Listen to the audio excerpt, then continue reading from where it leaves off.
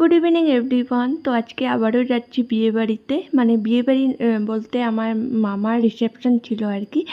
আমার কাকিমণির ভাইয়ের বিয়ে ছিল, তো আজকে রিসেপশন, তো সেখানে যাচ্ছি। আর এখানে আমি আর রিভি গিয়েছিলাম, আর রিয়া, মা, পাপা ওরা সবাই ছিল।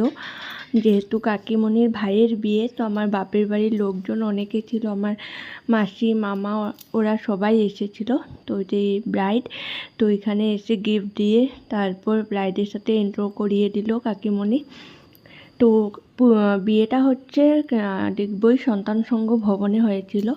তো এখানে এসে সবাইকে পেয়ে গেছি আর মনটাও খুব ভালো লাগছিল। তো এসে একটু দেরি বসে তারপরে খেতে বসে গিয়েছিলাম।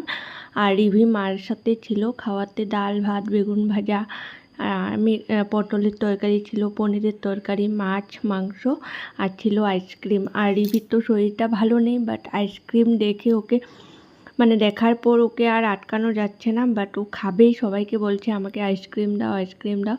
তো মা ওকে একটু করে দিয়েছিল, সেটা নিয়েই ও অনেক সময় বিজি ছিল।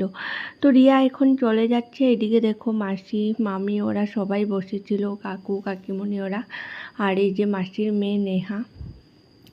তো আমি খেয়ে নিয়েছিলাম, বাট ও খায়নি। ওর খাওয়া হয়ে গেলে তারপর আমিও চলে যাব। তো এখন ও খেয়ে দিয়ে এসে পড়েছে। মা ওরা আরও কিছুক্ষণ থাকবে, তারপরে পাপা, মা, কাকিমণি ওরা সবাই একসাথে চলে যাবে। আর আমি এখন চলে যাচ্ছি, কারণ এখন অলরেডি 11:30 বেজেই গেছে। তো ঠিক আছে, চলো এখন চলে আসলাম বাড়ি। আর ব্লগটা আমি এখানেই শেষ করছি। কেমন লাগলো জানিও, ভালো লাগলে প্লিজ চ্যানেলটাকে সাবস্ক্রাইব করে দিও।